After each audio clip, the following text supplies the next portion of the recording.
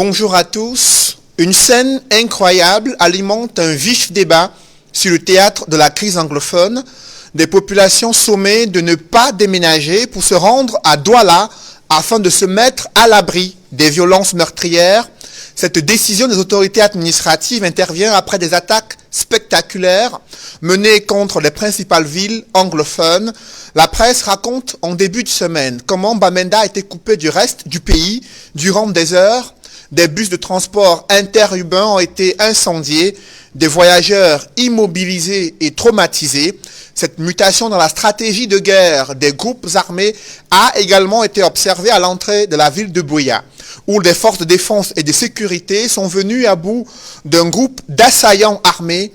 Au cœur de ces tensions, des affres de cette guerre impactent sur l'économie et embarrassent l'administration territoriale, elle aussi prise dans l'étau de l'insécurité. 15 chefs de terre ont déserté leur sous-préfecture, située dans l'épicentre de cette crise anglophone. Et selon Mutation, le gouvernement est appelé à les réinstaller pour rassurer les populations. Mais leur seule présence suffit-elle à juguler cette escalade de violences meurtrières? La situation est-elle encore sous contrôle dans certaines localités des régions anglophones? Quelle solution urgente apporter à cette crise? Le gouvernement et ses stratégies mises à rude épreuve, notamment dans le cadre du budget d'investissement public. Ecomatin constate que le taux d'exécution du BIP ne dépasse pas 60% pour la première fois depuis 3 ans. Et selon le quotidien de l'économie, ce faible niveau d'exécution du BIP est lié au non-respect de certains engagements pris par le gouvernement. Quelles sont les conséquences de cette faible exécution du budget d'investissement public sur le développement du pays? Comment améliorer l'exécution du BIP pour porter les projets intégrateurs au Cameroun? Ces questions constituent l'ossature de droit de réponse. Mesdames, Messieurs, bienvenue dans cette émission où le choc des idées fait jaillir la lumière des analyses effectuées sur ce plateau. Et ce dimanche, dans le cadre de cette nouvelle édition, je reçois sur ce plateau Achille Azemba. Achille, bonjour. Bonjour Cédric et merci une fois de plus de me faire l'honneur d'être votre invité. Question de commenter l'actualité très violente avec vous. En passant, bonsoir également à tous vos téléspectateurs et aux vaillantes populations de la commune d'arrondissement de Douala 3e. Vous êtes justement maire adjoint SDF à Douala 3e. Merci d'être avec nous ce dimanche. Également présent sur ce plateau, Samuel Motte. Bonjour. Bonjour Cédric. Vous êtes président de la section RDPC dans la circonscription du CAM Nord. Vous êtes également expert comptable. Merci d'être avec nous ce dimanche. Et juste à côté de vous, Martin Ambazine. Bonjour Martin Amba. Bonjour. Merci d'être avec nous. Vous êtes spécialiste en économie, banque et finance. Vous interviendrez dans le cadre de cette émission. Également présent sur ce plateau ce dimanche, Joseph Leyangoula. Bonjour Joseph. Bonjour Cédric. Expert des questions de paix et sécurité, coordonnateur national du mouvement NAN qui soutient la candidature d'Akeremona à l'élection présidentielle. Et enfin, le 5e panéliste dimanche est Edmond Kambia, éditorialiste et consultant sur droit de réponse. Bonjour Edmond. Bonjour Monsieur Noufele, je salue tous les copanélistes ainsi que les téléspectateurs fidèles de cette émission. Je reste avec vous pour évoquer ce week-end d'enfer vécu la semaine dernière à Bamenda. La nouvelle expression a souligné avec insistance les circonstances de cette attaque menée à l'entrée de la capitale régionale du Nord-Ouest. Edmond Kambia. Effectivement, notre reporter sur le terrain nous a envoyé des informations que nous avons publiées sur la situation qui a prévalu à l'entrée de la ville de Bamenda. De bout en bout, on a eu des informations qui questionnent véritablement sur la sécurité des populations des régions du Nord-Ouest et plus par la suite du Sud-Ouest. Mais restons sur l'incident à l'entrée de la ville de Bamenda pour dire que cela a surpris plus d'un. Notre reporter a pu approcher même des passagers, a pu recueillir un certain nombre d'informations sur ce qui s'est effectivement passé, sur la manière dont les gens se sont comportés lorsqu'ils ont contraint, n'est-ce pas, les voyageurs, les cars à s'arrêter. Et au finish, il y a beaucoup de questions, beaucoup d'interrogations à la fin de ce qui s'est passé à l'entrée de la ville de Bamenda. On peut s'interroger pour savoir d'abord comment est-ce que pendant plusieurs heures, des populations, des voyageurs peuvent être ainsi, j'allais dire, neutralisés à l'entrée de la ville. Leurs portables ont été retirés au début de l'opération, mais les mêmes portables ont été remis à leurs propriétaires, il faut le dire, à la fin de l'opération. Soi-disant, c'était pour les empêcher de communiquer, de faire passer des messages, soit par SMS, soit par appel. Mais on se rend également compte qu'ils ont, de manière minutieuse, fait un travail qui a l'air d'avoir été orchestré et organisé. Est-ce que c'est véritablement les sécessionnistes qui ont opéré, qui ont procédé à ce qui s'est passé? Est-ce que c'est des bandits, des groupes de bandits qui n'ont rien à voir avec les sécessionnistes? Est-ce que c'est d'autres groupes non identifiés qui rentrent dans la lutte? Ou alors des groupes déguisés, maquillés, dont on ne peut dire avec exactitude d'où ils sortent? Dans tous les cas, il y a une véritable confusion qui est née de ce qui s'est passé à l'entrée de la ville de Bamenda. Et la presse qui a relaté ces circonstances, évoquant ces zones d'ombre, avec vous, Joseph Léadoula, quelle est votre analyse de cette stratégie d'attaque menée à l'entrée de la ville de Bamenda, une entrée d'une capitale régionale où pourtant il y a un renforcement du dispositif sécuritaire? Ce qu'il faut rappeler, c'est que toute stratégie s'inscrit dans un contexte spatio-temporel. Et parlant du temps, on est aujourd'hui dans un calendrier spécifique où il y a 3 événements qui se superposent. Il y a la rentrée des cours il y a la reprise des cours avec la rentrée scolaire, il y a les échéances électorales à venir et puis il y a la célébration notamment de l'anniversaire de l'État fictif qui est l'Ambazonie. Donc c'est un moment précis, spécifique où les forces séparatistes veulent envoyer des messages. C'est pourquoi les actions qu'on a observées sur le terrain obéissent ou du moins poursuivent 3 visées. Une visée à la fois idéologique, une visée tactique et puis une visée communicationnelle. Une visée idéologique parce que les zones qui ont été ciblées, notamment l'entrée de Bamenda qui vise notamment à isoler cette parcelle du territoire de l'ensemble du reste du pays, l'idée ici est de bien démarquer ou bien marquer les lignes de démarcation entre cette ville et le reste du pays pour mettre en musique, pour rendre réalisable un projet qui a été idéologiquement pensé, qui est l'Ambazonie, qui s'adosse effectivement sur un tracé étatique bien précis. Donc c'est ça l'idéologie derrière et l'action posée vise notamment à matérialiser cela. Le deuxième objectif qui est beaucoup plus tactique, c'est notamment de paralyser ou du moins d'affaiblir ou d'endiguer notamment la mobilité des unités de renfort sur le terrain. Parce qu'il y a bien entendu des opérations de rançon qui sont lancées de temps en temps par les groupes armés sur le terrain, qui mettent des checkpoints, qui rançonnent les passagers, qui rançonnent les populations et parfois les unités de renfort, la mobilité des unités de renfort est paralysée lorsqu'il y a ces problèmes effectivement sur les voies de communication. Et puis la troisième visée qui est d'ordre plutôt communicationnelle, il est question ici d'envoyer des messages à 3 personnes. La première cible, c'est le gouvernement. Il faut montrer au gouvernement que les groupes séparatistes sur le terrain disposent d'une capacité de nuisance et donc sont aussi capables de mettre en musique leur agenda qui est aucune élection dans les régions anglophones, aucune reprise des cours dans les régions anglophones et qui vise aussi par ailleurs à montrer que malgré les actions militaires répétées du gouvernement, les troupes séparatistes disposent d'une capacité de nuisance et une capacité opérationnelle identique à celle qui existait au départ. Il faut aussi rassurer les soutiens extérieurs que les troupes sur le sol, quand je parle de soutien extérieur, c'est les soutiens effectivement qui mobilisent des ressources pour permettre aux groupes séparatistes sur le terrain d'agir. Il faut leur envoyer des messages pour montrer que les troupes sur le terrain restent opérationnelles, disposent de leur capacité de nuisance, sont capables justement de résister aux offensives des forces de défense et de sécurité camerounaises. Et donc, il y a cette kyrielle de messages qui sont envoyés en poursuivant notamment les objectifs idéologiques, tactiques et communicationnels. Alors, lorsqu'on a évoqué cette analyse-là avec vous, Samuel Motte, le ministre de l'administration territoriale, lui précise que le gouvernement va faire son devoir de maintenir la paix et la sécurité dans ces régions anglophones. Pourtant, l'on voit la presse raconter chaque jour des attaques perpétrées contre des populations, des attaques perpétrées contre les villes anglophones que sont Buea et Bamenda. Comment vous appréciez cette situation, notamment partant de cette attaque menée à l'entrée de la ville de Bamenda le week-end dernier?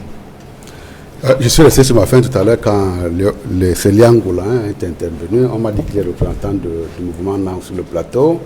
Je veux bien apprécier l'écouter sur les aspects d'analyse, mais j'aurais souhaité également qu'en tant que politique... Au moment viendra, je vais vous donner... Non, il faut le faire. Il faut le faire de manière la plus forte. Il faut le faire de la... Quelle est votre position à vous?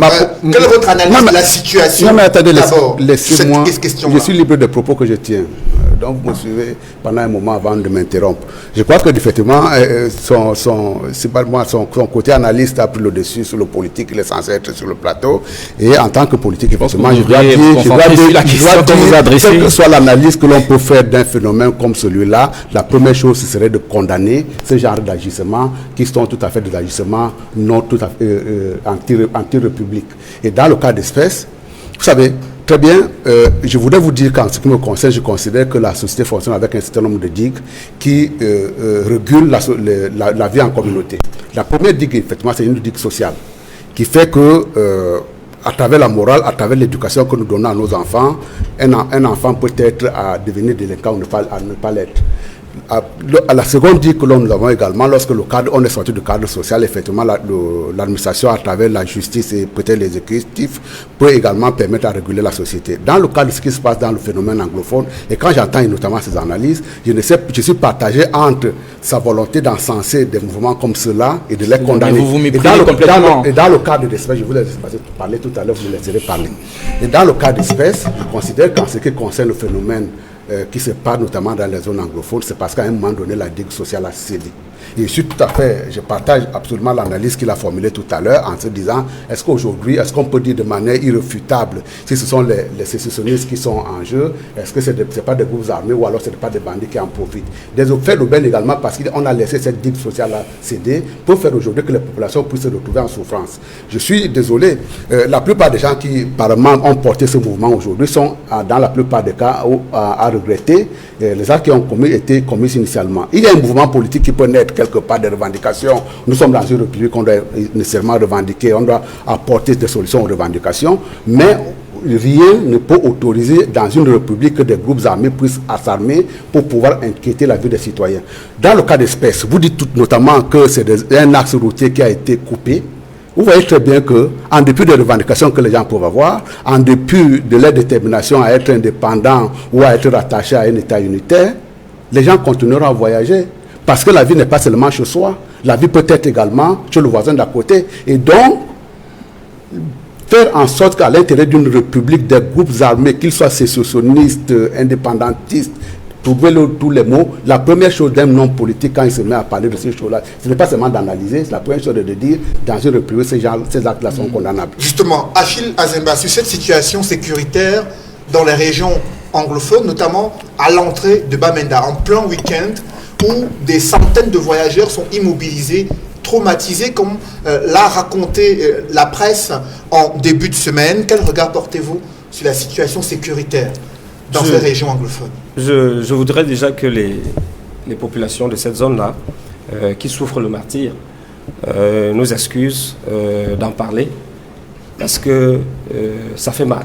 Comme tout téléspectateur qui a regardé les images, j'ai été consterné, j'ai été ébahi. Je me suis dit, pourquoi ça doit arriver dans un pays comme le nôtre, le Cameroun, qui a tout pour vivre en paix. Parce que là, nous ne sommes pas en paix. Mais ce que je voulais dire, et là, je suis ferme dessus, j'ai l'impression que ceux qui sont en charge de nous gouverner ont complètement perdu le contrôle de la situation, parce que je fais régulièrement ce tronçon de route. Et je vous assure, depuis que cette crise a commencé, pour arriver à Bamenda, entre Santa et l'entrée de la ville de Bamenda, vous avez au moins 3 contrôles mixtes, police, gendarmerie, militaire, et vous descendez du véhicule. Vous marchez sur près d'1 kilomètre avant de rentrer dans votre véhicule. C'est quand même curieux que aussi proche de la ville, je ne sais pas si c'est une bande armée ou qui est-ce, que des gens puissent arriver à déplacer un engin qu'on appelle l'excavatrice, creuser la route, la couper, tuer une personne, détruire des véhicules et repartir. C'est quand même curieux. Et c'est pour ça que vraiment la piste que votre consultant Edmond Kamgia a développée amène à des questionnements. Et bien entendu, je suis encore plus ébahi parce que le ministre de l'administration territoriale, je l'ai écouté lors de la rencontre avec les gouverneurs, tenir un discours hitlérien. Je ne sais pas si c'est parti pour régler la situation. Lui qui, au départ, criait sur tous les toits qu'il n'y avait aucun problème dans cette localité. Et le président de la République, je ne sais pas si c'est par cynisme, a dit ok, je te fais ministre de l'administration territoriale. Et depuis, on a l'impression qu'il est complètement hors sujet et je me pose la question de savoir est-ce que les bonnes personnes ont été choisies pour régler cette situation. J'ai bien peur que ce soit. Il faut préciser qu'une activité économique très importante a été la cible de ces groupes armés, c'est le transport. Martin Ombazing, vous avez relevé que depuis le début de la crise, il y a des pans névralgiques de l'économie qui sont touchés dans la région anglophone. À l'entrée de la ville de Bamenda, le secteur du transport, aujourd'hui, la cible de ces attaques menées par des groupes non encore identifiés à la lumière des analyses qui sont faites sur ce plateau. Bien entendu, ce ne serait un secret pour personne que cette attaque a outré tout le monde. Moi, je ne suis pas un politique, mais je vois les incidences économiques que le citoyen également peut condamner. Oui. Mais nous pensons véritablement que nous avons atteint un niveau vers lequel on devrait véritablement s'interroger sur les stratégies qui ont déjà été mises en place pour juguler ce problème. Moi, à mon avis, je regarde les choses différemment. Je prends la superficie du Cameroun. Je constate que le sud-ouest et le nord-ouest, c'est à peu près 45 000 kilomètres carrés. Je pense que telle que la situation se présente, les décisions pour ceux qui gouvernent doivent être prises maintenant. C'est-à-dire qu'il faut quadriller les 45 000 kilomètres carrés et faire le job qu'il faut. Parce que véritablement, nous ne devons pas être aujourd'hui en train de supputer sur est-ce que ce sont des sécessionnistes, est-ce que ce sont des gens qui sont infiltrés. La réalité est là, la peur s'est installée, tout le monde a peur, l'économie va mal et les répercussions au plan économique sont énormes. Je vais vous dire que les chiffres que j'ai eus du GICAM disent que nous avons perdu depuis 2016, voyez-vous, en termes de recettes fiscales, plus de 6 milliards. Comprenez? Nous avons perdu des entreprises qui opèrent dans ces localités-là, ont perdu à peu près 270 milliards de chiffre d'affaires et en termes d'emploi, plus de 6 000 emplois. Vous savez très bien le lien qu'il y a entre la croissance économique et la démographie. Vous savez que en économie pure, la première source de croissance, c'est la population. Alors, si vous voulez créer de la richesse, vous ne pouvez pas la créer lorsque ceux qui sont en charge de la créer partent. Donc le véritable problème aujourd'hui est de savoir est-ce que véritablement la situation telle qu'elle est, elle est prise en compte sérieusement ou alors elle n'est pas prise en compte. Parce que là, pour l'instant, nous avons tendance à penser que l'on ne voit pas exactement le poids. Pour ceux qui ne le savent pas, c'est à peu près 45% de recettes en devises que donne cette zone. Ça veut dire que, vous savez très bien que notre problème au Cameroun, notre économie, c'est structurellement déficitaire au niveau de la balance commerciale. Ça veut dire que nous achetons plus à l'extérieur que nous ne vendons à l'extérieur. Et aujourd'hui, cette zone-là, la petite zone-là, les 45 000 km2, représente plus de 45% de recettes de devises. Vous comprenez? Donc, ça veut dire que les politiques, à mon humble avis, devraient être... C'est-à-dire que cette situation devrait les préoccuper de manière exceptionnelle.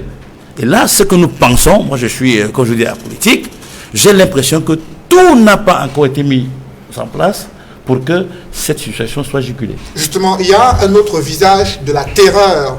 C'est l'intimidation des populations alors qu'elles financent ce que la nouvelle expression appelle les terroristes qui demandent des financements auprès des populations. Joseph Léangoula, la nouvelle expression, on en a parlé cette semaine, des populations contraintes dans le nord-ouest et le sud-ouest à financer cette guerre menée par ces groupes armés qui revendiquent le sécessionnisme. Comment appréciez-vous cette attitude? Comment procède-t-il? Ce qu'il faut observer, c'est que le financement est double. Il est à la fois direct et puis indirect à travers des rançons qui sont imposées sur le terrain auprès des voyageurs, des passagers, etc. Mais en direct aussi parce que ce que l'économiste n'a peut-être pas aussi souligné, c'est que l'effet mécanique, notamment des manques à gagner chez les entreprises qui sont élevés aujourd'hui à 260 milliards, c'est qu'il y a également une baisse significative des recettes de l'État. évalué autour de 5 milliards. Donc il faut aller chercher ailleurs pour renforcer effectivement les ressources destinées à relever un tout petit peu le développement dans la région. Donc ces deux mécanismes de financement aujourd'hui affaiblissent à la fois les performances de l'État, mais plongent aussi les populations qui sont frappées par la crise dans une situation extrêmement délicate. On a évoqué ici tout à l'heure près de 6 000 emplois perdus et le GICAM annonce plus de 8 000 emplois qui sont menacés. Donc au total, on est autour de 14 000 emplois menacés. C'est des personnes qui plongent dans la précarité, qui se retrouvent obligées parfois d'intégrer des groupes armés pour rançonner, parce qu'à l'intérieur des groupes armés, ils ont une structure de sécurité, ils ont des positions privilégiées, ils ont la capacité d'obtenir des ressources qu'ils n'ont pas pu obtenir derrière les emplois qu'ils ont perdus. Donc il y a un cercle vicieux qui se crée et qui alimente toutes les formes de banditisme, toutes les formes de rançon qui existent, et l'industrie aussi des otages qui gagnent de plus en plus du terrain et qui de facto affecte aussi les performances des entreprises. Donc c'est un système invivable dans lequel on se trouve aujourd'hui, et je regrette que le responsable, le représentant du RDPC, au lieu de présenter quelle est la position du gouvernement pour donner une issue à cette crise, il se contente plutôt de critiquer l'opposition politique qui, au départ, se complète déjà à analyser la crise pour comprendre quels sont les piliers, quels sont les leviers, quel est le sens des actions des groupes séparatistes, parce que c'est en comprenant qu'on parvient à proposer des solutions adaptées. Et c'est ça le rôle de l'analyse aujourd'hui. Le problème avec vous, c'est que vous avez passé le temps à observer ce phénomène comme un clou, puisque vous tenez que du marteau en main, et à force de frapper, vous avez plongé et embourbé cette région. Vous avez provoqué une situation dans laquelle les populations vivent dans le dénuement total, sont obligées de se convertir ou de se recycler dans le grand banditisme pour survivre, et c'est ce à quoi vous demande des solutions aujourd'hui pour en sortir. Ne vous contentez pas effectivement, ou bien ne vous plaisez pas à attaquer les Alors le ministre de l'administration territoriale, qui lors de la conférence semestrielle des gouverneurs a limité son discours sur le maintien de la paix et la sécurité, Samuel Motte, est-ce que cela suffit pour répondre à ces problèmes pluriels qui se présentent dans plusieurs secteurs d'activité et qui touchent tous les domaines en ce qui concerne les populations? Je ne suis pas, et encore, je ne suis pas sûr que le gouvernement doit être dans cette position-là des adeptes de Yaka et des Faucons. Quand il y a une crise comme celle-là, elle demande quand même effectivement qu'on se remette en cause assez souvent pour pouvoir trouver des solutions. S'il n'y avait que des Yaka et des Faucons, c'est une crise qu'on aurait résolue depuis des années. Et effectivement, très souvent quand on les entend parler au-delà de l'analyse plus ou moins pertinente qu'ils posent sur un certain nombre de phénomènes, ils disent il faut Yaka, il faut qu'on fasse cela. Dans les Yaka et les Faucons, effectivement, il faut avoir un peu de la réserve pour pouvoir savoir quelles sont les actions et comment est-ce qu'on les dose pour pouvoir obtenir des solutions. En ce qui me concerne, tout simplement, je dis tout là, on a eu ce que nous avons appelé la crise. On a pensé effectivement que c'est une crise également, que les gens pouvaient revenir à la raison. Effectivement, ça n'a pas été le cas. Mais ma théorie de la digue sociale, de la digue pyramidale également, je dois la remettre en cause. Un certain nombre d'analystes ou alors de citoyens ont pensé à un moment donné que cette crise-là, ils pouvaient l'utiliser à des fins politiques. Aujourd'hui, il n'y a plus que les fins politiques qui sont en jeu. Également, on voit très bien que les populations en souffrent. J'ai été tout à fait attentionné d'entendre aujourd'hui qu'il y a 6 000 emplois, c'est le GICAM qui le dit, 269 milliards d'investissements de chiffre d'affaires perdus. Ça également, ce n'est pas uniquement une histoire de gouvernement, c'est un problème de la société tout entière. Et c'est pour cette raison qu'il ne faut pas très souvent s'amuser avec le feu. Parce qu'effectivement, ça peut commencer avec une revendication comme celle-là, que l'on peut penser à tort ou à raison comme étant légitime. Après les dérapages, on ne les contrôle plus. À la date d'aujourd'hui, est-ce que vous pouvez me dire raisonnablement que des sécessionnistes, au-delà de votre analyse, cher monsieur, les sécessionnistes, ils attaquent les gens avec les fusils de chasse? On n'est plus sérieux, on est plutôt là dans le registre du grand banditisme quand vous parlez d'analyse. Généralement, quand j'ai vu des mouvements sécessionnistes partout ailleurs dans le monde, c'est des gens qui sont lourdement armés. Dans le cas d'espèce, effectivement, mais on peut se poser des questions, mais l'idée même de s'interroger à l'intérieur de la République, elle est vitale également pour notre fonctionnement. Que l'on puisse dire, effectivement, il y a des checkpoints, comme il a soulevé tout à l'heure, et qu'on puisse s'interroger sur le fait qu'il y a à 5 km de là, après avoir traversé un checkpoint, on tombe sur un engin lourd qui détruit la route, sans toutefois qu'il n'y ait personne à réagir. Ça, c'est une question qui me semble légitime. Mais encore une dernière fois, ne tolérons pas un certain nombre de déviances sous prétexte qu'à travers cela, on va résoudre une équation politique. Cette équation politique-là, effectivement, peut se résoudre. Très souvent, quand on a demandé une résolution des équations politiques, on demande aux citoyens. Et dans le cas d'espèce, effectivement, quand vous avez des mouvements qui se mettent en travers, qui restreignent les libertés individuelles des uns et des autres, on peut être politique, on peut être citoyen, À partir du moment où il y a ce genre de phénomène qui se produit dans notre société, nous devons commencer par condamner. C'est pour ça que tout à l'heure, j'ai interpellé. Justement, au-delà de la condamnation, il y a le gouverneur du Sud-Ouest qui s'est rendu dans certaines agences de voyage afin de dissuader les populations de quitter la région du Sud-Ouest, elles qui fuient ces exactions menées par ces groupes armés, elles qui sont des victimes collatérales de ces affrontements armés entre des groupes séparatistes et les forces de sécurité et de défense.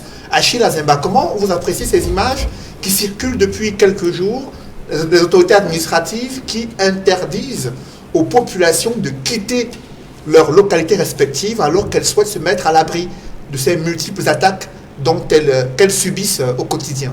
Non, je vais dire là qu'on est en plein dans ce que j'ai l'habitude d'appeler les camerounaiseries. Voilà une zone en conflit.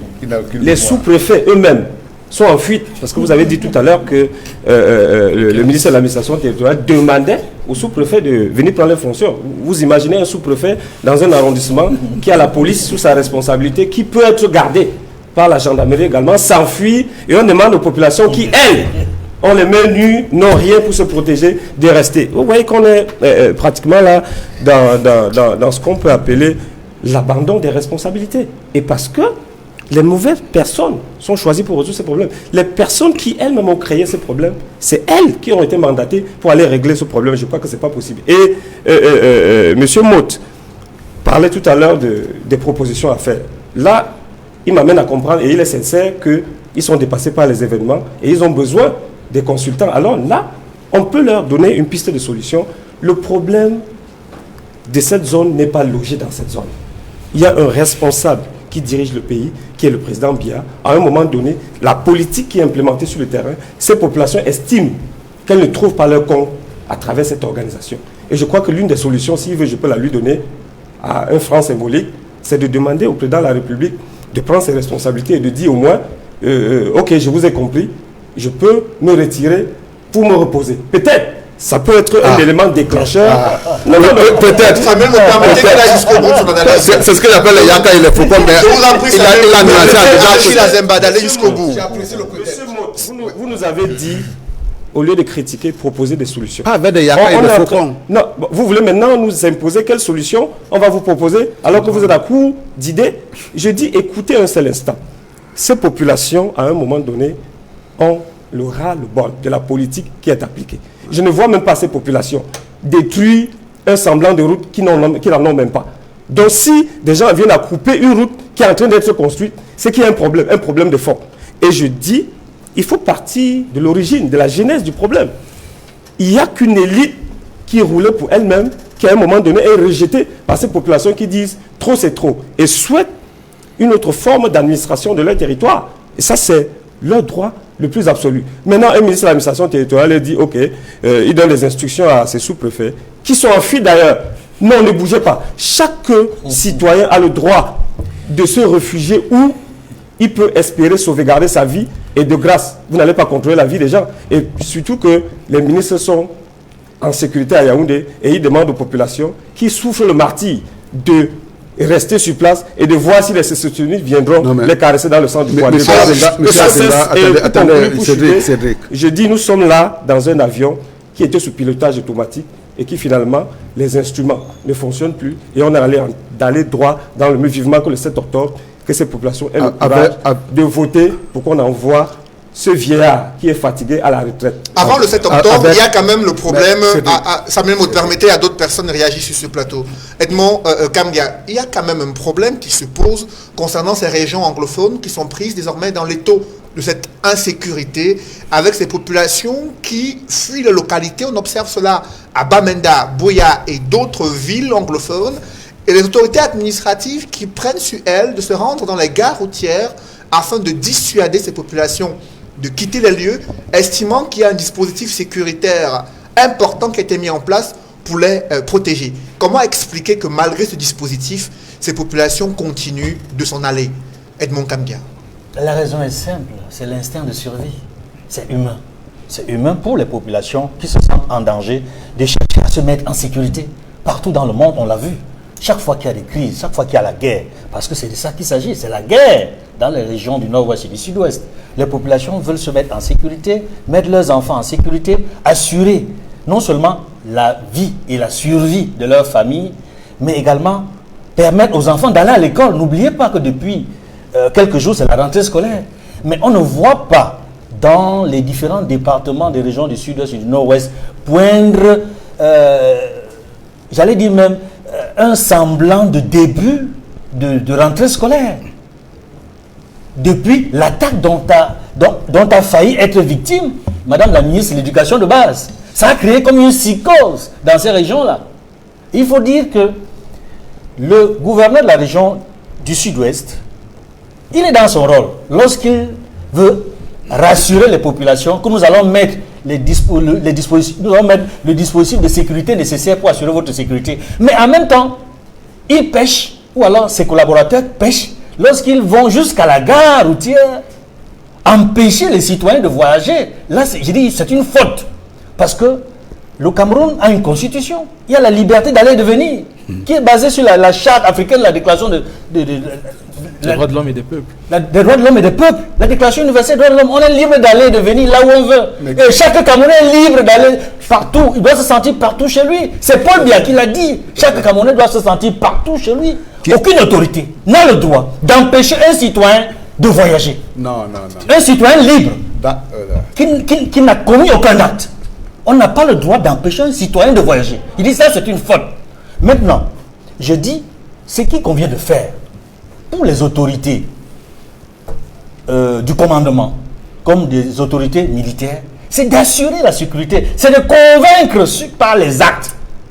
Ce n'est pas de convaincre par la parole, c'est pas les actes, ni par la répression, encore moins par l'empêchement des gens de voyager. Si les populations qui se retirent vers les régions francophones se rendent compte que la situation est rétablie, elles viendront d'elles-mêmes. Elles viendront d'elles-mêmes. Le problème ne se pose pas. Prenons l'exemple des sous-préfets.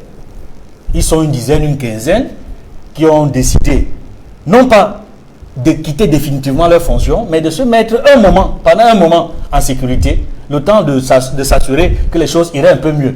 Mais si les autorités, au niveau de la hiérarchie à Yaoundé, se rendent compte que ces autorités ne sont plus là, c'est vrai, il faut les interpeller. Mais pour s'assurer que ces autorités rentrent sur le terrain, il faut mettre à leur disposition tout le dispositif sécuritaire nécessaire. Parce qu'elles ne se sentent pas en sécurité, les autorités partent également. Imaginez, quand des sous-préfets ne sont plus présents sur le terrain, ce ne sont pas les populations qui vont rester.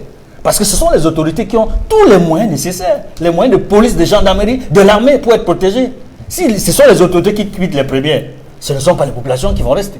Alors justement, mutation, on parle cette semaine, 15 sous-préfets qui ont déserté leurs localités respectives dans le nord-ouest et le sud-ouest. Joseph Léangoula, ça fait quand même beaucoup. Et cela suscite chez les populations, comme l'a souligné Edmond, un sentiment d'insécurité au regard du représentant de l'État qui est lui-même absent. Que faut-il faire? Comment appréciez-vous cette absence des autorités administratives locales censées protéger les populations? Ça en fait beaucoup et c'est l'action de l'État qui est paralysée. Les services publics ne fonctionnent plus, les services sociaux de base ne sont plus délivrés. Et qu'est-ce qui se passe? Il y a un processus de délégitimation progressive de l'État. L'État perd de son autorité, l'État perd de sa légitimité auprès des populations. Parce que ce qui fait la légitimité de l'État, c'est d'abord, sa capacité à protéger les populations contre une agression, qu'elle soit extérieure ou interne. Mais lorsque le sous-préfet, qui est le garant de l'ordre dans une localité, disparaît, il va de soi que les populations, eux, s'en trouvent piégés et donc esselés. Ils sont obligés effectivement de recourir vers des solutions d'adaptation telles que l'exil dans les autres régions, etc. C'est complètement pertinent ce que l'éditorialiste a dit aujourd'hui. Les populations ont le droit de se déplacer, d'aller où elles veulent. Seulement, il y a un problème avec ce gouvernement qui confond souvent la parole à l'action. Quand il y a un problème, on dit le Cameroun est indivisible, la paix est notre credo, etc. Comme s'il suffisait de le déclarer pour résoudre la situation sur le terrain. Les populations mesurent la capacité du gouvernement à agir et à les protéger par des actes concrets. Et ces actes-là, c'est non seulement la capacité déjà à protéger contre les attaques qui peuvent être menées par des groupes armés sur le terrain, mais aussi par leur capacité à créer un rapport de confiance entre l'armée et la population. Qu'est-ce qui empêche, et le candidat Kirimouna l'a toujours appelé, qu'est-ce qui empêche aujourd'hui le génie militaire, par exemple, d'œuvrer dans les villages pour reconstruire les maisons qui ont été attaquées? Ça permettra quand même à l'armée de reconstruire cette légitimité, la perdue, et qui a poussé une bonne partie des jeunes dans les bras des séparatistes. Qu'est-ce qui empêche l'État aujourd'hui d'accepter de discuter avec les personnes qui sont en tension et qui décident d'utiliser la violence pour s'exprimer? Il y a le cardinal Tomi qui a proposé une voie qui aurait permis notamment à la communauté anglophone d'identifier des interlocuteurs avec qui le gouvernement devait dialoguer, puisque le gouvernement a dit avec qui on va dialoguer puisque vous préconisez le dialogue. Qu'est-ce qui n'a pas été dit sur lui? Il a été vilipendé, il a été accusé de bras séculiers des séparatistes. Donc il y a cette posture d'orgueil, cette posture de mépris vis-à-vis de ceux qui ont des solutions alternatives. Il y a cette posture également de condescendance et cette stratégie de la terre brûlée qui alimente une situation invivable sur le terrain et qui a provoqué effectivement la situation actuelle qu'on observe. Alors une attitude d'orgueil que vous venez de souligner, Samuel Motte, ça coûte beaucoup d'argent au gouvernement camerounais d'être orgueilleux face aux terroristes. Et là, c'est la caisse de l'État qui en souffre. Parce que vous-même vous accréditez. Le président de la République lui-même, il a dit en Chine que les finances publiques sont mises à mal à cause de cette lutte contre les groupes séparatistes et la lutte contre le terrorisme à l'extrême nord du pays, au regard des autres solutions qui sont proposées, notamment le dialogue et les discussions franches avec les populations. Pourquoi ces voies ne sont pas encore explorées jusqu'à ce jour? Parce que Cédric Noufelé, vous-même vous accréditez la posture d'orgueil du gouvernement. Ça me semble quand même assez insensé. Et c'est établi. Il a souligné cette posture-là. Alors, vous, est-ce que vous avez ce sentiment qu'il y a un sentiment d'orgueil du gouvernement? Les conflits, à quel niveau que ce soit, c'est très souvent des phénomènes difficiles à démêler. Et c'est ça que je voudrais que vous compreniez. Tout à l'heure, là, vous avez évoqué les histoires de la mise en sécurité des populations. J'ai l'avantage de la mémoire par rapport à vous. Très souvent, l'État utilise un certain nombre de moyens pour pouvoir protéger les populations. C'est de son devoir régalien de le faire. Cette protection peut passer également par l'immobilisation temporaire des populations, leur cantonnement dans une zone géographique donnée. Et ça, d'expérience, on l'a fait. On l'a fait notamment lorsqu'il y avait les guerres des indépendances. La plupart des regroupements qui sont nés dans les villages, c'était une volonté du gouvernement à l'époque de protéger. Mais ça fait 2 ans. Attendez. Ça fait 2 ans que ce discours qui vise à rassurer les populations que les contrôles sécuritaires sont prises, mais elles ont le sentiment que ça se dégrade au fil des jours. On a connu également un phénomène plus proche de nous qui était celui de coupeurs de route, notamment dans l'extrême nord. Vous savez très bien que ce problème-là a également été géré, soit en faisant des convois qui étaient contrôlés pour pouvoir mettre en sécurité les gens qui se déplaçaient. Là également, dont les solutions sont à l'étude. Mais vous voyez très bien que lorsqu'ils déplorent aujourd'hui le fait que 2 ans durant, on a empêché aux enfants d'aller à l'école, quand il n'y a pas de condamnation, il me semble quand même que quel que soit le niveau de conflit que nous pouvons avoir à l'intérieur de la nation, l'école de la République ne peut pas être prise en otage. Et dans le cas, c'est un geste tout à fait désespéré aujourd'hui qui consiste à dire je vais quitter ma ville de Bamenda ou de Ndop pour pouvoir aller chercher là où m'éduquer. On peut être en contestation, on laisse les gens vaquer à leurs occupations, notamment dans ce cadre-là. Après, maintenant, on peut trouver des solutions. Maintenant, quand vous parlez de négociation, je vous mets au défi. Vous négociez premièrement avec qui? Il y a des intermédiaires, mais très souvent, à partir du moment où vous avez commencé votre action en prenant position pour tel ou tel phénomène, vous-même vous êtes discrédité. Je n'ai pas besoin d'entrer dans la situation des gens qui se sont essayés dans le domaine en question, dans le domaine, mais effectivement, des cas sont légion. Quand vous dites où nous cherchons des solutions, effectivement, laissez le gouvernement le temps d'essayer de chercher des solutions. Des solutions, on va les trouver. Mais en même temps, je dis tout simplement, en ce qui concerne le phénomène que nous vivons, il faut considérer que c'est la République dans son entièreté qui est attaquée. Et généralement, quand la République est attaquée, que ce soit elle est attaquée de l'intérieur ou de l'extérieur, nous devons faire front commun. Et dans ce cas de ce front commun-là, je crois qu'on doit taire nos divisions, parce que dans les propos que nous tenons les uns les autres, nous avons tendance à dire, oui, soit que je suis pour le gouvernement, à ce moment-là, il faut aller mater la rébellion, ou alors que la rébellion a tout en fait son droit de cité dans une république comme la nôtre. Dans le cas d'espèce, nous devons faire en sorte que nous devons ramener la paix dans l'ensemble du territoire camerounais. Et après, maintenant, les différents politiques justement trouver. Alors, face à cette attitude du gouvernement Martin Omba, il y a la question de la pression démographique exercée sur les autres villes, notamment les régions de l'Ouest, les régions du littoral et celles du centre, Bafoussam, Tchan, Douala, Yaoundé, qui reçoivent de plus en plus ces populations venant du nord-ouest et du sud-ouest. Quel impact cela peut avoir dans les tout prochains mois si la situation de cette crise anglophone continue de s'aggraver? Je pense qu'irréfutablement, ça aura une incidence conséquente sur la croissance. C'est-à-dire qu'au jour d'aujourd'hui, vous savez qu'au Cameroun, nous avons établi nos prévisions à hauteur de 6% de croissance pour atteindre le point d'achèvement. Et on s'est rendu compte depuis pratiquement 6 à 7 ans, voire même 10, qu'on n'atteindra jamais 6%. Donc vous êtes d'accord avec moi que compte tenu de ce que je vous ai dit. Par ailleurs, nous avons un taux de démographie qui va dans les 2,7 par an. Pour que nous ayons une incidence au niveau de la croissance, il faut qu'on fasse 3 fois, donc pratiquement entre 8 et 9 de taux de croissance. Tout ça pour vous dire quoi? Pour vous dire qu'on ne peut pas faire de l'économie sans les hommes. Et à chaque fois que les hommes ont été malmenés, ou le facteur homme a été malmené, on ne peut s'attendre qu'à des résultats négatifs. Donc, d'où pour moi, je crois qu'il est très important. Vous savez que sur cette histoire de ces deux régions, à travers notre proximité, sa proximité avec le Nigeria, vous savez les conséquences que cela porte aujourd'hui? Parce que vous parlez des gens qui partent d'un point à un autre dans leur propre pays. Pour moi, ce n'est pas un problème. Le problème qui se pose aujourd'hui, c'est que c'est les implications, les dégâts collatéraux que cela occasionne. Vous savez très bien que le Nigeria est notre premier partenaire économique. Vous le savez. Vous savez que, contrairement à ce que l'on dit, ce que l'on passe le temps à dire, à savoir qu'on pleure des APE, le Cameroun devrait avoir sa stratégie de comment faire pour avoir comme le principal partenaire le Nigeria. Le Nigeria qui est non seulement frontalier avec nous, avec ces deux régions, dont les effets se font ressentir jusqu'au marché de Mbopi à Douala. Vous savez qu'au jour d'aujourd'hui, les affaires, le mouvement d'affaires développé à Mbopi a perdu à peu près plus de 40%. Tout cela parce que ces gens qui pouvaient partir, revenir, ne peuvent plus le faire aujourd'hui. Les populations qui bougent, l'impact est automatique.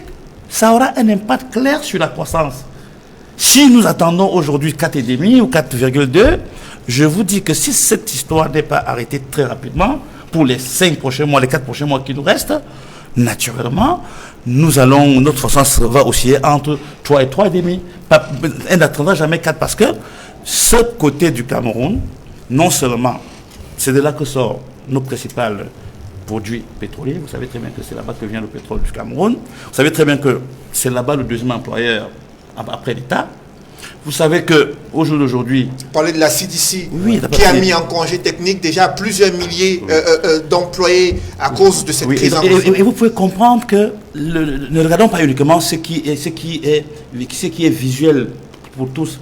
Regardez un peu toutes les microstructures. Parce qu'en réalité, ces gens qui se déplacent, souvent, c'est eux qui sont le socle même de l'économie réelle. Parce qu'en réalité, l'économie, c'est l'économie informelle, qui représente aujourd'hui au Cameroun plus de 80% de la richesse produite. Ça, il faut le savoir. Donc, imaginez-vous, tous ces petites affaires, tous ces micro-projets, tous ces micro-commerçants, qui ne peuvent plus vivre sur place. Pas parce qu'ils ne peuvent vivre, pas par rapport à l'école, parce que la situation est devenue invivable. Et moi, je pense que le facteur temporel est d'une importance capitale dans toute projection que l'on semble faire ou que l'on veut faire. Et que 2 ans après, je crois que ça a un peu trop duré et que la confiance étant partie, on aura du mal à retenir ces populations. On aura du mal à leur demander de ne pas aller chercher là où c'est mieux. Vous comprenez? Donc pour moi, je suis d'accord avec M. Mo pour dire que ce n'est pas un camp, ce n'est plus un camp contre un autre. Je crois que je vous ai assez relativement dit les enjeux économiques que représente cette région pour le Cameroun. Et cela doit permettre aux politiques de comprendre aujourd'hui que ce n'est plus un jeu. Justement, chacun doit prendre ses responsabilités et puis mettre sa part de contribution sérieuse pour que l'on sorte de là. Parce qu'en réalité, nous ne devons pas, c'est pas parce qu'il y aura l'élection, mais après l'élection, Je pense que si ce n'est pas réglé, si les gens ne peuvent pas vivre, aller et venir comme ils veulent, le problème ne sera pas résolu. Alors que le gouverneur du Sud-Ouest souhaite empêcher l'exode massif des populations, son collègue du Nord-Ouest appelle les assaillants à déposer les armes dans les chefferies, les municipalités et les sous-préfectures, et ils vont bénéficier, dit-il dans un communiqué, d'une prise en charge psychologique et d'un soutien matériel. Alors, Achille Azemba, sur cette proposition, il y a quand même un changement de temps de la part du gouvernement. Les autorités administratives qui invitent les assaillants à déposer les armes. Comment appréciez-vous cette proposition faite, cet appel lancé par le gouverneur du Nord-Ouest? Je ne sais pas si on est en pleine incantation. Le gouverneur du Nord-Ouest est dans son rôle. Monsieur Maud. En pleine incantation. Je vous en prie, permettez qu'il aille jusqu'au bout. Ce n'est pas une solution de demander de déposer les armes. Non. Permettez-le d'aller jusqu'au bout de sa pensée. Vous ne m'avez même pas encore écouté. Et Autant pour moi. Je vois que la gestion du Cameroun vous dépasse. Nous voulons vous aider et vous ne permettez même pas. Achille Azemba, vous pouvez vous exprimer. Allez-y. Je dis, monsieur le gouverneur est dans son rôle de demander que l'on dépose les armes. Parce que personne ne souhaite que les armes circulent. Ça n'aide personne. Vraiment, monsieur l'expert financier disait tout à l'heure que ce n'est pas un jeu, ça concerne tout le monde. Nous avons été les premiers à crier. Parce que régulièrement, nous tenons nos réunions là-bas. C'est impossible même maintenant au SDF de tenir ces réunions là-bas. Parce que la situation, elle est catastrophique. Vous êtes à Bamenda, vous avez l'impression qu'on est dans une ville fantôme. Personne n'est content. Et personne ne peut se permettre d'oser croire qu'on est dans un jeu. Mais j'ai plutôt l'impression que c'est ceux qui tiennent les manettes du pouvoir qui se disent qu'on est en plein dans un match de football pour s'égayer et pour en rire. Quand vous entendez le ministre de l'administration territoriale parler de ces sécessionnistes, vraiment, il faut qu'il y ait un minimum de respect. C'est quand même, ce sont des êtres humains, ce sont des Camerounais. Vous respectez les sécessionnistes? Non, monsieur Maud, ne me prêtez pas. C'est ce que j'ai pu entendre. Ne me faites pas dire ce que je n'ai pas dit. C'est ce que j'ai pu entendre. Qui est sécessionniste d'ailleurs? Je vous pose la question maintenant. Excuse-moi Cédric, c'est toi qui poses les questions. Je vous en prie. Analyse. Allez, alors vous voyez que c'est une ambiguïté. Si vous avez de la sympathie pour les sécessionnistes, dites-le franchement. Après, on en tiendra compte. Moi, j'ai la sympathie pour les populations. Ok, très bien. Voilà. Et si pour vous, les populations sont les sécessionnistes, vous êtes garant de cela. Quand le gouverneur du Nord-Ouest s'exprime sur ce souci d'appeler au désarmement de ces groupes dans sa région et de leur proposer un soutien matériel, un accompagnement psychologique et une réinsertion dans la société, est-ce que c'est une initiative du gouvernement qui vise justement à calmer les tensions? Non, c'est une initiative louable. Mais le cher gouverneur ne peut que le dire. La solution est ailleurs. Par exemple, on est quand même dans une république qui est gouvernée par un président de la République qui peut se déplacer et aller sur le théâtre des opérations, parler avec ces populations. Ce sera déjà un début. J'entends dire à haute et intelligible voix, on va discuter avec qui? Mais attends, c'est suffisamment grave. Le président de la République peut prendre sur lui de descendre dans cette région du pays et tenir des réunions. Je pense que le simple fait qu'on dise à quelqu'un que le président de la République est là et qu'il voudrait discuter avec lui peut être un début de solution. Mais depuis 2 ans, on est là, on tourne en rond et puis on dit on va discuter avec qui? Mais on ne va pas me dire que dans cette zone, il n'y a plus personne. De grâce. Edmond Kambia, sur les initiatives prises par le gouverneur du Nord-Ouest, il a annoncé le renforcement des contrôles mixtes pour la circulation des biens et des personnes. Il appelle la diaspora anglophone à arrêter d'instrumentaliser les populations et de financer plutôt le développement du Cameroun. Et il a insisté sur ces assaillants qui doivent déposer des armes et en échange, ils vont bénéficier d'une prise en charge psychologique et d'un soutien matériel. Comment appréciez-vous ces initiatives et ces mesures annoncées par le gouverneur du Nord-Ouest? Monsieur l'Afrique, le gouverneur du Nord-Ouest a des intentions louables, ça il faut le dire. Sauf que toutes ces bonnes intentions devraient pouvoir être concrétisées au terme d'un processus politique qui doit s'achever par ce qu'on appelle le DDR, le processus des mobilisations, désarmement, réinsertion. On ne peut pas. Il est difficilement concevable dans une situation comme celle-ci de guerre que des personnes qui affrontent les soldats viennent comme des bons enfants, comme des enfants de cœur, déposer leurs armes et être pris en charge. Non, écoutez, c'est très beau. Ça ressemble au cinéma, mais ça ne peut pas se faire.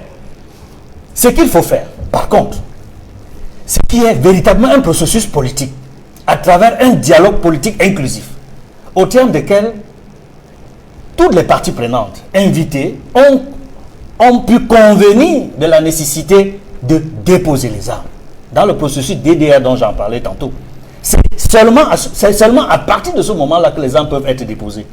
Par contre, il est dans son rôle, monsieur le gouverneur de la région du Nord-Ouest, lorsqu'il interpelle la diaspora par rapport au développement, lorsqu'il interpelle les populations à vaquer normalement à leurs occupations, lorsqu'il l'invite tout le monde à veiller à ce qu'il y ait la sécurité pour qu'il y ait le développement de la région du Nord-Ouest. Sauf qu'aujourd'hui, ça il faut le dire, au-delà de tout ce que l'on pourra supputer, la nécessité d'un dialogue politique urge.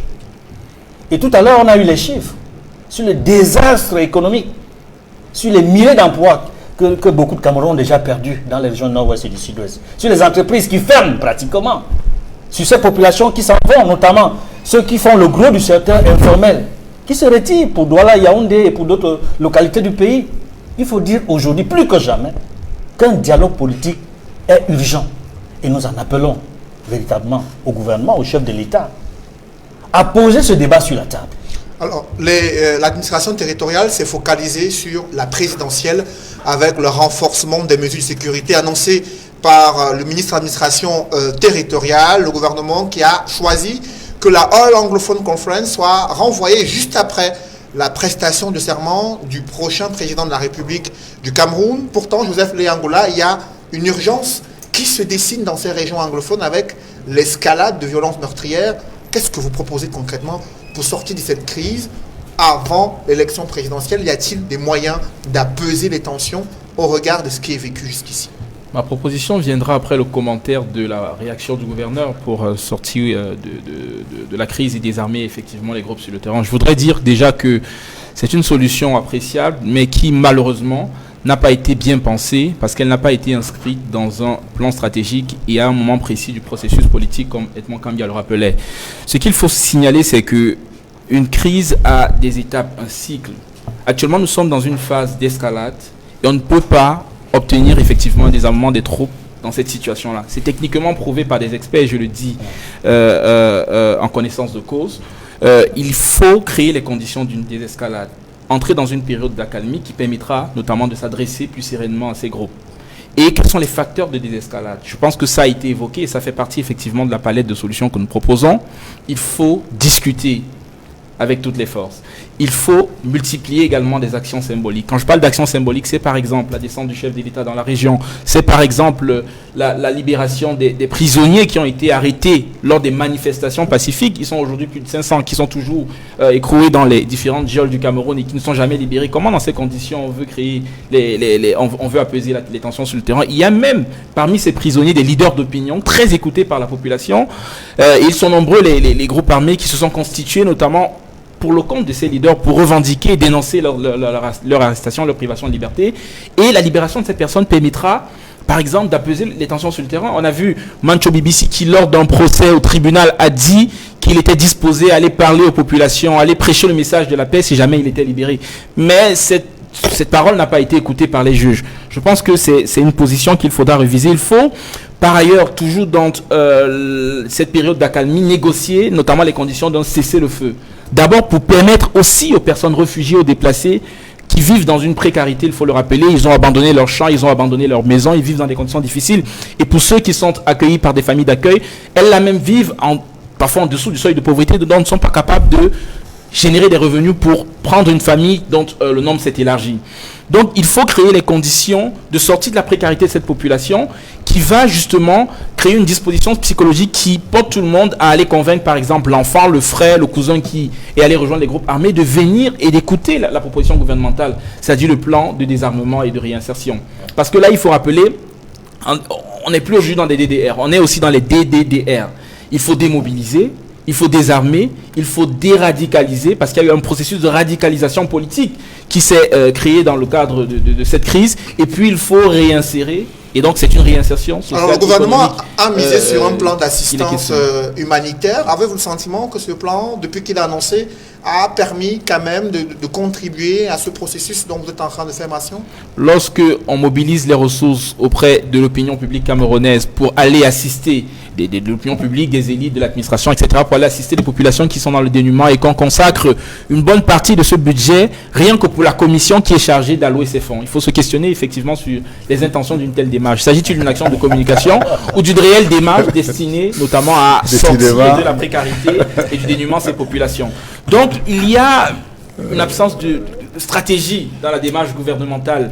On ne ressent pas ça. Les plans stratégiques, ça ne se communique pas par le gouverneur. Il y a un plan stratégique qu'on présente au public. On dit voici les étapes. Il y a le volet prévention, il y a le volet réaction, il y a le volet assistance, etc. C'est décliné en plusieurs leviers et ça se décline de façon stratégique par des personnes habilitées à le faire.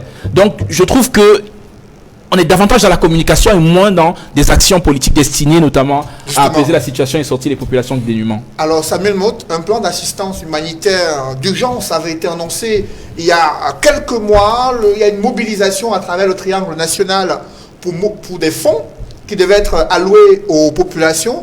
Depuis lors, les Camerounais n'ont pas le sentiment d'avoir des nouvelles concernant ce plan. Pour vous, que faut-il faire avant l'élection présidentielle pour au moins apaiser les tensions dans ces régions anglophones? Quel qu'en fût son importance, ce plan d'urgence-là n'était pas une fin en soi.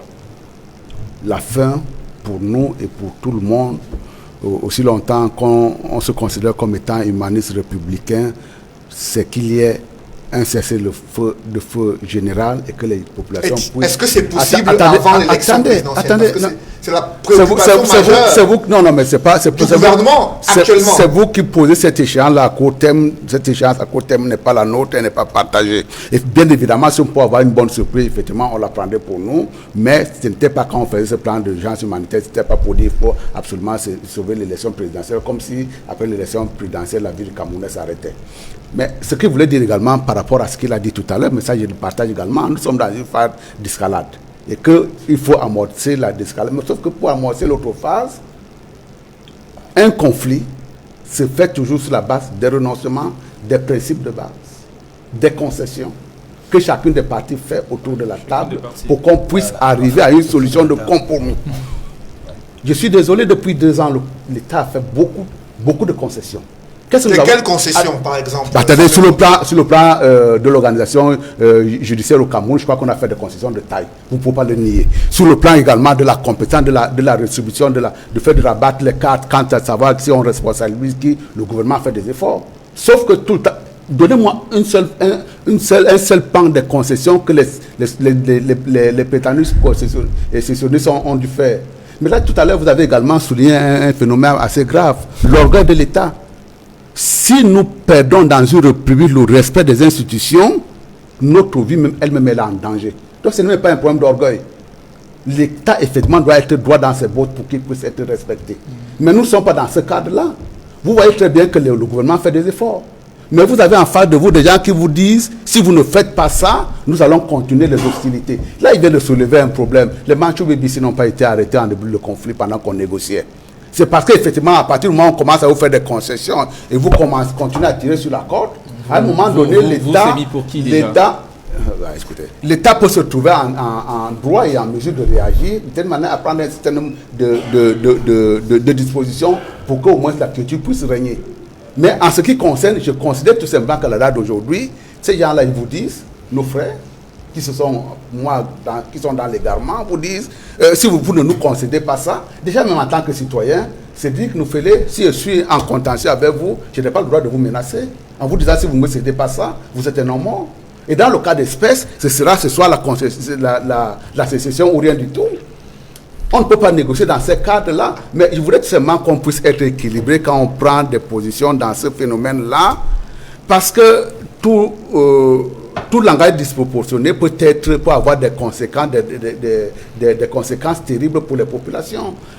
Les gens ont le droit dans une république de ne pas être d'accord avec ce qui est fait.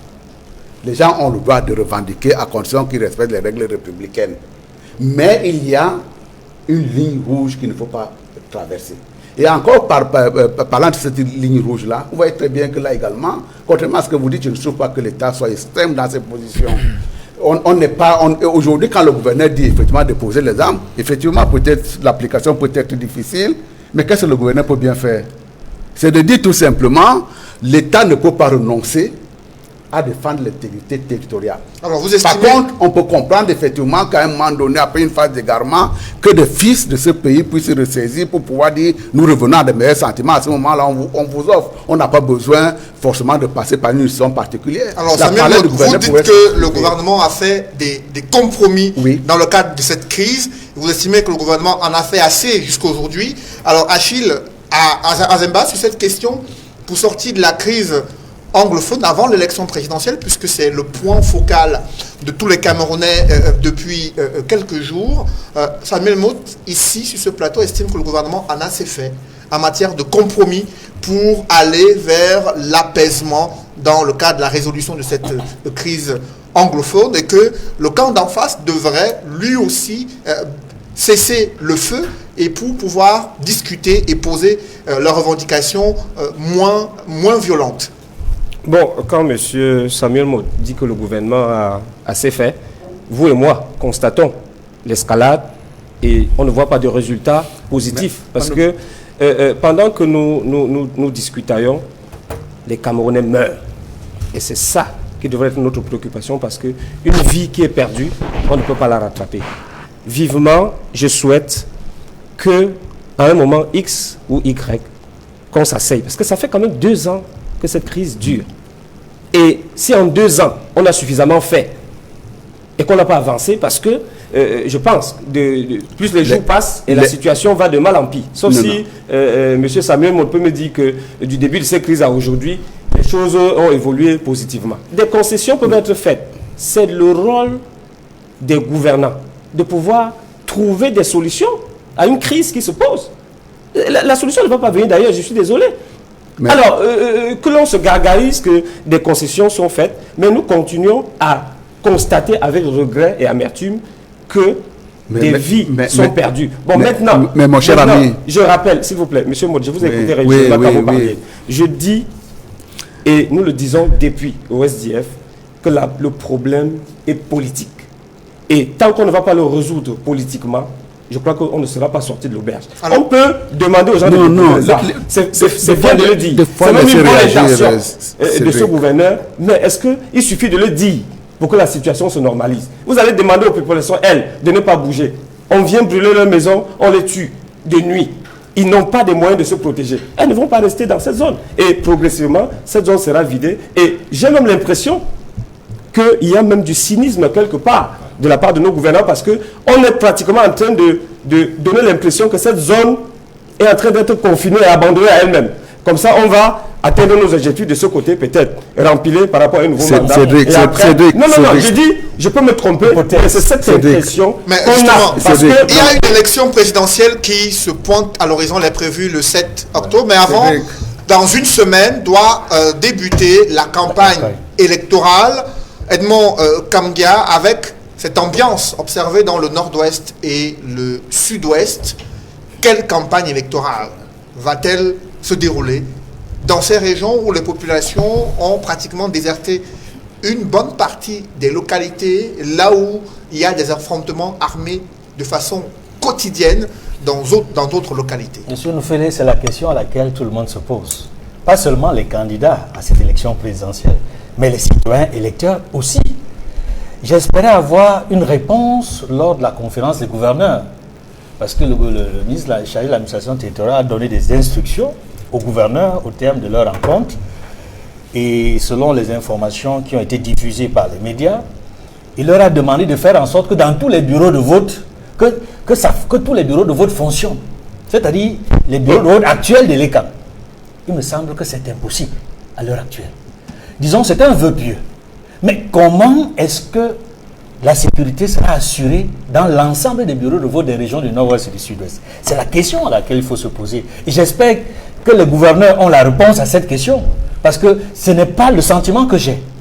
lorsque je discute avec des proches des autorités administratives. Il faut préciser que cette position du ministre de l'administration territoriale est contraire à celle du président du conseil électoral qui, lui, avait déjà annoncé une centralisation des bureaux de vote. Alors, comment comprendre cette attitude à la fois de l'administration territoriale qui estime qu'il y aura élection dans tous les bureaux de vote au Cameroun, alors que Elecam a opté pour une centralisation des bureaux de vote afin de limiter les risques d'insécurité auxquels peuvent être exposés les électeurs?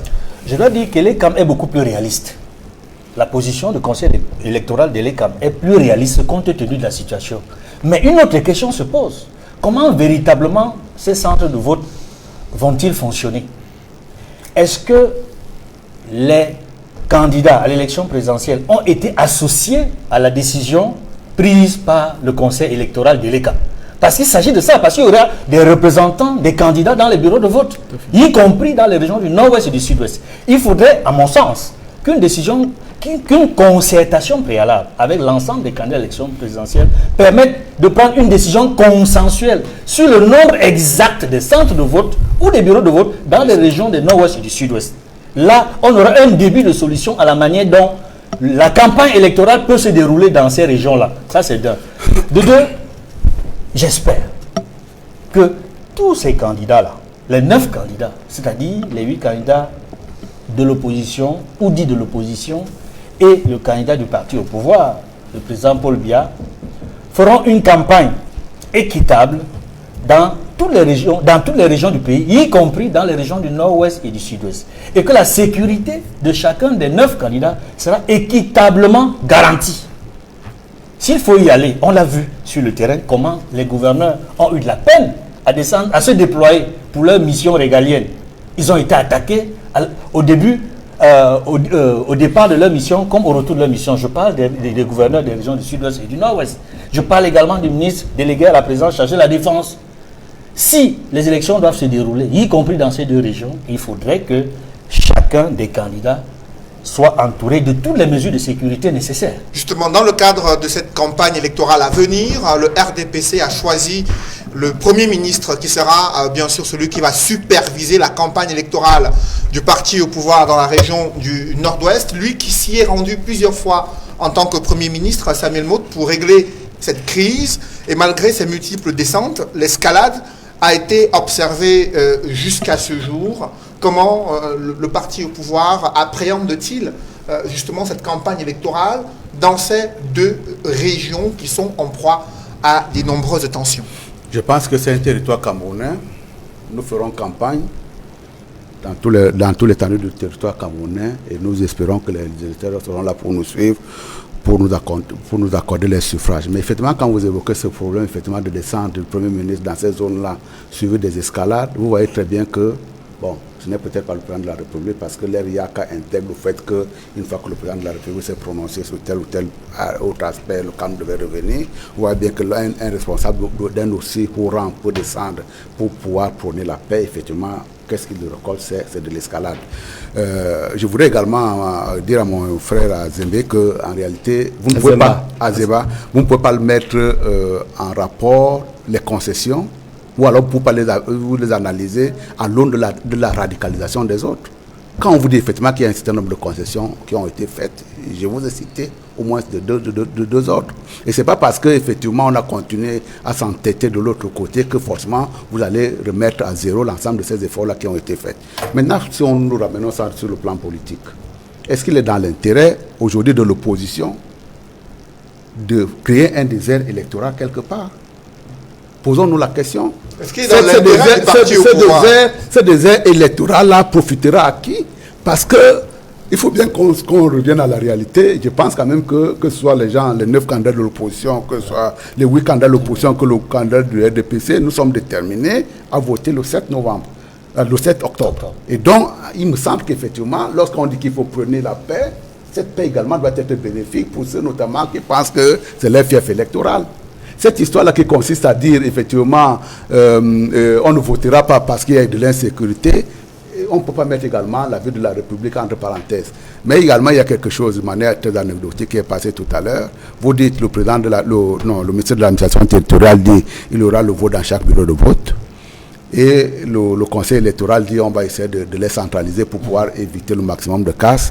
J'ai souvent à ce moment-là souri pour pouvoir vous dire, en réalité, vous voyez très bien que en ce qui concerne le fonctionnement de l'ECAM, il n'y a pas d'ordre qui soit pris quelque part.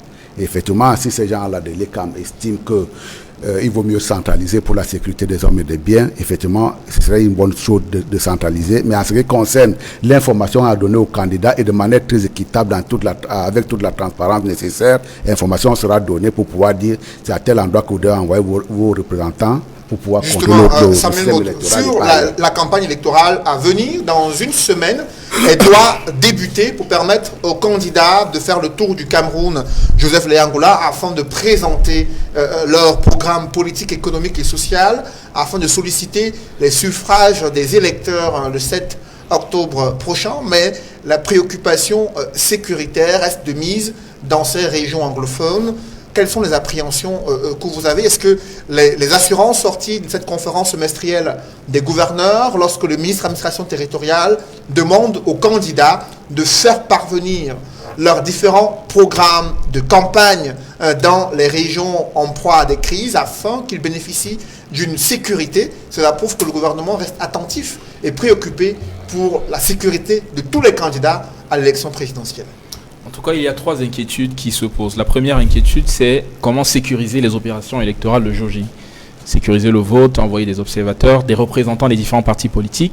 La deuxième inquiétude, c'est comment battre campagne sur le terrain, aller au contact des populations pour présenter le programme, le projet de société.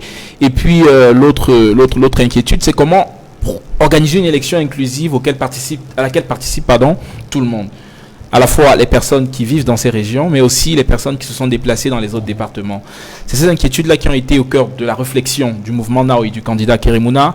La proposition faite par Elecam au sujet notamment de la décentralisation des bureaux de vote, déplacement, il disait déplacement, décentralisation des bureaux de vote, visait et résultait en fait d'une discussion que nous avions eue. Il y a eu des cadres de concertation mis en place par la société civile, par exemple un monde à venir qui a rassemblé les acteurs des LECAM, les acteurs de la société civile, les partis politiques, au cours de laquelle le mouvement Now a proposé cette solution-là pour prendre en compte effectivement les personnes déplacées. Maintenant, elle est intéressante et on espère que le gouvernement sera à l'écoute de cette solution qui va permettre aux populations déplacées de participer à ce processus électoral. Seulement, il faudrait qu'elle se fasse de façon concertée, comme Edmond Kang l'a rappelé tout à l'heure, avec les autres partis politiques, qu'ils soient informés sur les dispositions spéciales prises en faveur des personnes déplacées, qu'ils soient informés également sur les localisations de ces bureaux de vote déplacés, enfin d'y être présents, d'accompagner les électeurs, d'accompagner également les représentants dans ces bureaux de vote. Maintenant, pour sécuriser les opérations électorales, on a eu le sentiment, et c'est pourquoi mon confrère tout à l'heure a évoqué une sorte de cynisme auquel pourrait se livrer le gouvernement, c'est que on a l'impression que la situation d'insécurité généralisée est délibérément entretenue dans cette région pour paralyser le processus électoral, pour empêcher que les électeurs dont on connaît que la majorité ne voteront pas en faveur du régime se rendent effectivement aux urnes, mais aussi pour empêcher que les partis politiques n'envoient leurs représentants. Nous sommes extrêmement inquiets et c'est pourquoi on a salué toutes les propositions bien avant cette élection qui visait notamment à créer les conditions de la calmie sur le terrain. Parce que ces populations qui se trouvent aujourd'hui à Bamenda, à Boya, à Kumba, elles ont besoin du changement.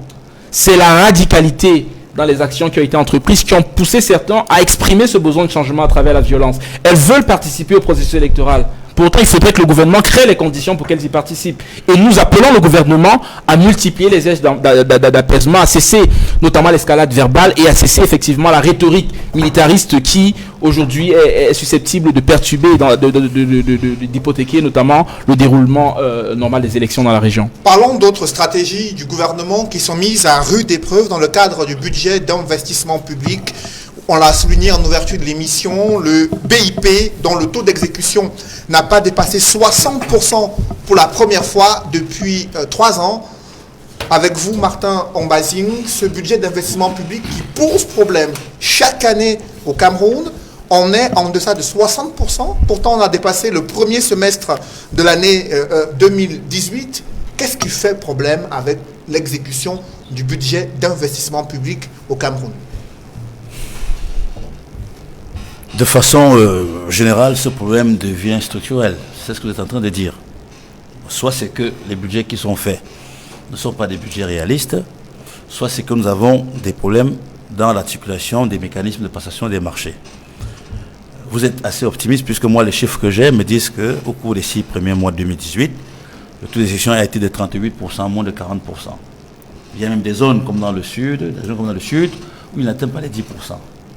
Quand on dit budget, investissement public, ça veut tout dire. Ça résume tout ce que l'État du Cameroun pense de son avenir. Vous savez, des revenus, soit on consomme, soit on épargne, soit on investit. Investir, c'est préparer l'avenir.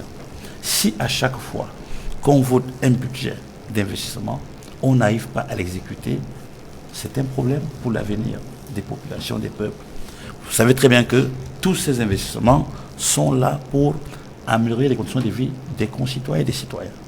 À chaque fois qu'il y a un manquement dans l'exécution de ces budgets, c'est le développement du pays et des populations qui s'ensuit. Aujourd'hui au Cameroun, personne ne comprend, je dis bien personne ne comprend, pourquoi ce taux ne fait que régresser alors qu'il devait plutôt augmenter. Vous savez très bien que nous décrions tous les jours ici, tous les jours, nous décrions, nous qui essayons de comprendre comment ce budget est façonné, pour qu'on tende un peu vers l'équilibre entre le budget de fonctionnement et le budget d'investissement. Vous savez que nous pleurons tous les jours en disant que même si ce n'est pas de 40, de 50, que ça tende vers 40 et que ces 40-là soient exécutés. Si maintenant nous avons de la peine à exécuter 40% au terme des 6 premiers mois de cet exercice, c'est que toutes les prévisions, toutes les analyses, toutes les attentes que nous avons formulées pour cette année et pour les années à venir sont compromises. Quelles sont les causes de ce faible niveau d'exécution du BIP selon vous?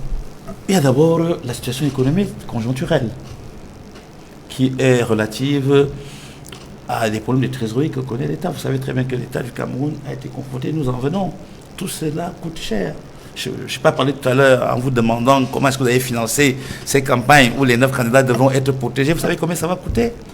Soit c'est qu'on va délaisser certains et d'autres vont partir. Vous savez très bien que tout cela a un coût qui a pompé de façon permanente les caisses de l'État. Vous comprenez? Donc actuellement, aujourd'hui, compte tenu de la rareté de l'argent, pour parler simple, l'État du Cameroun est obligé donc de repenser d'autres stratégies de manière à ce qu'elle puisse puiser de l'argent pour pouvoir investir. Vous savez, la situation n'est pas du tout gaie. Ça, il faut le dire, économiquement parlant, politiquement, elle n'est pas du tout gaie. Donc, pour investir, il faut avoir des moyens. Et les moyens qui ont été prévus ont été orientés vers la sécurité. Ça, il faut le dire, parce qu'en réalité, lorsque l'on parle que de la politique, il faut savoir les implications économiques et financières que cela comporte. Et il me semble qu'aujourd'hui, le Cameroun souffre depuis plus de 2 ans de ces orientations qui ont été faites pour la sécurité. Qui lui ont été imposées. Voilà. Bon, moi, je ne suis pas politique. Je dis vous êtes un citoyen. Oui. Donc, en réalité, imposé, je ne sais pas. Imposé, oui. Je ne dirais pas ça parce que je ne sais pas. Je ne sais pas. Mais ce que je sais, c'est que le Cameroun a consacré une grosse partie de ses ressources financières pour la sécurité. Ce qui n'était pas le cas lorsque l'on faisait le document pour la stratégie de la croissance et l'emploi. Donc au jour d'aujourd'hui, la non-exécution de ces BIB aura inévitablement des répercussions sur notre croissance. Et au jour d'aujourd'hui, pourquoi les populations ne se sentiront plus ou pas concernées par tout ce qui se passe? Parce que dans le quotidien de tous les jours, vous n'avez qu'à voir. On a l'impression que c'est devenu de la magie. Lorsque vous avez par exemple Aquanor, à Makepe pendant pratiquement 3-4 mois, Koto pendant 3-4 mois, on se demande qu'en faut-il faire pour que sur 500 mètres, l'on puisse mettre du goudron pour que les gens puissent aller au travail tous les matins. Vous comprenez? Donc au jour d'aujourd'hui, il faudrait que l'on sache que à chaque fois qu'un budget d'investissement public n'est pas exécuté, c'est la part belle aux souffrances sur les populations. Et les populations, justement, dans l'arrondissement de Douala 3e, en connaissent quelque chose concernant ce budget d'investissement public. Achille Azemba, vous êtes adjoint au maire dans cette circonscription, qui est l'une des plus importantes de la ville de Douala, et qui est confrontée à ce problème d'exécution du budget d'investissement public. Comment vous vivez cette situation? Oui, c'est une situation qui est très très préoccupante. Et après les causes qu'a essayé de développer l'expert, je lui en concède, il y a également que le problème de la mauvaise gouvernance se pose. Parce que on a l'impression parfois que des projets ne sont pas suffisamment pensés, et ne sont pas arrivés à maturation. Je ne sais pas quel est le problème, mais je prends là un cas simple de ma commune. On avait un besoin criard de construction des toilettes publiques dans la zone de Ndokoti. Tout le monde dans le Cameroun connaît le calvaire que vivent les populations de cette partie de notre arrondissement quand il est question de traverser Ndokoti. Il y avait donc le projet de construction des toilettes au carrefour de Ndokoti. Moi, je m'y suis rendu et un premier espace a été choisi. À peine le partenaire non pas le partenaire, celui, l'entreprise qui avait gagné le marché a réalisé autour de 40% du gros œuvre que les populations sont sorties et elles ont posé le problème de l'espace foncier qui se trouvait être le leur. On a dit on pouvait utiliser la force, mais vous allez utiliser la force, construire une toilette et après, quand quelqu'un voudra se mettre à l'aise, est-ce qu'il faudra la police pour dégager le monde pour qu'il aille se mettre à l'aise? On a choisi un deuxième espace à PK14, au marché de PK14, qui est un espace qui est le nôtre, parce que nous avons dit, au lieu de perdre ce projet aussi important, bon, si on ne peut pas construire la toilette publique en Ndokoti, on peut au moins construire dans un autre lieu qui est toujours situé dans Douala 3e. Une seconde fois, le projet a été réalisé autour de 50% du gros œuvre, et une maman est sortie, elle a dit c'était sur son terrain. Vous voyez, on pense un projet depuis l'administration centrale à Yaoundé et on ne se pose pas la question de savoir où est-ce qu'on va le loger en termes d'espace. Et il y a plein d'exemples comme ça. Vous voyez, quelqu'un gagne le marché pratiquement dans toutes les communes, même à Manoka, et il ne réalise aucun dans les délais. Et puis quand vous essayez de votre responsabilité de maire à le ramener à l'ordre, ce sont des interventions qui viennent par-ci, par-là. Moi, j'ai l'impression aussi que vraiment un problème de mauvaise gouvernance se pose, ajouter à tout cela la corruption. Et comme l'expert l'a dit, ça impacte effectivement sur le quotidien des populations. Parce que imaginez-vous une toilette publique pour des besoins vitaux qui doit être construit en Ndokoti. Quand ce n'est pas fait. Un matin, je vous le dis, en Mondo Vision, une femme a fait caca sur elle. Peut-être elle était malade, mais elle n'a pas où aller en pleine ville et en plein 21e siècle. Alors, Joseph Leyangola, sur ce budget d'investissement public qui peine à être exécuté depuis de nombreuses années, la presse qui estime que c'est le non-respect de certains engagements de la part du gouvernement qui pousse des PME à bouder davantage la sollicitation de ces marchés publics pour exécuter ces projets de développement socio-économique. Quelle est votre analyse à ce sujet ? Ce qu'il faut observer d'ailleurs, c'est que la forte croissance de la consommation du BIP en 2017 avait été tirée par des facteurs dont tout le monde sait ici. Par exemple, les grands projets d'infrastructure, les barrages qui ont été construits, mais dont aujourd'hui l'opérationnalité reste attendue malgré la fin du délai d'exécution. Ça avait également été tiré par des grands projets d'infrastructures sportives dans la perspective de la CAN. Donc c'est des secteurs dans lesquels on a investi, les populations ne bénéficient pas encore des retombées de ces investissements-là parce qu'il n'y a pas d'infrastructure disponible pour approvisionner les populations en énergie. On risque de perdre la canne bientôt. Il y a aussi le plan d'urgence triennal qui a tiré la consommation de ce budget d'investissement et ce plan d'urgence triennal reste extrêmement questionnable. Je vais pas aller loin. Je vais arriver par exemple ici à Douala 5 où il y a eu dans le cadre du plan d'urgence triennal un projet d'aménagement des routes secondaires. On arrive parce que la décision a été prise depuis Yaoundé, parce que selon ce qui s'est dit par une entreprise dont je préfère taire le nom ici parce que vous comprendrez bien évidemment qui sont les bénéficiaires, on a dit que les routes de Douala 5, je parle ici de Bipanda, du quartier Bipanda, les routes secondaires qui devaient être construites, bitumées, ont été sélectionnées depuis la présidence de la République sur la base d'un plan qui a été présenté par les experts. Elles ont été sélectionnées parfois sur des considérations politiques. Résultat des courses, puisque j'ai travaillé avec les populations dans le cadre de ce projet, on construit des routes et on déplace les réseaux d'électricité, on déplace des réseaux d'eau et les populations font 1 an et demi sans avoir accès à l'eau. Ouais. Et c'est grave. Deuxièmement, on se retrouve avec des situations où la construction des routes secondaires provoque des inondations dans les maisons environnantes. Ouais. Et ça, c'est grave. Ça montre effectivement que ces projets, malgré la bonne volonté, restent mal pensés. Le processus de décision reste extrêmement complexe. Et c'est pourquoi, au-delà des causes qui ont été évoquées tout à l'heure, il y a d'autres causes beaucoup plus fondamentales, telles que le processus de décision, concrètement dit au Cameroun, c'est-à-dire l'hypercentralisation des décisions, mais aussi des logiques de chevauchement dans les projets. Quand on veut exécuter, par exemple, un projet énergétique et qu'on a le ministère de l'énergie et de l'eau et qu'on a le ministère des finances, on a le ministère des travaux publics, ça en fait beaucoup, ça rallonge les procédures et ça empêche l'exécution du budget d'investissement public. Donc ce que le candidat Kéry-Mouna propose dans le cadre de la Nouvelle République, c'est résoudre ces problèmes structurels à travers une réduction significative du nombre de ministres pour passer à 15 et initier un management axé sur les résultats. Il faut également casser et rompre avec cette logique d'hypercentralisation qui rallonge effectivement le processus de décision en optant pour le modèle fédéral tel qu'on l'a prôné depuis l'engagement dans ce processus politique. Et c'est ce modèle fédéral qui permettra aux acteurs locaux d'agir plus efficacement parce qu'il faut le rappeler, c'est les acteurs locaux, c'est les maires, c'est les conseillers municipaux, c'est les conseillers régionaux qui ont une meilleure maîtrise de la réalité au niveau local. Justement, et qui sont capables d'agir avec célérité et efficacité. Et ce sont ces maires qui se plaignent au quotidien de ce budget d'investissement public dont l'exécution ne bénéficie pas toujours aux populations. Samuel Motte, vous êtes très actif dans le département du Nkam, qui est l'un des plus enclavés du Cameroun, et là où aussi les différents magistrats municipaux posent ce problème d'exécution du budget d'investissement public pour améliorer le quotidien de vie des populations. Comment faire concrètement, au regard du diagnostic qui vient d'être fait, comment faire pour améliorer l'exécution du budget d'investissement afin que les projets réalisés soient au bénéfice des populations? On a été enclavé dans le département du Cam, je crois qu'on le fera de moins en moins, parce que là, dans ce cadre-là, il y a un certain nombre d'efforts qui sont faits par le gouvernement de la République. Maintenant, le point de l'exécution du budget, tel que vous le posez, pas de la mauvaise exécution dont parlait tout à l'heure M. Liangoula.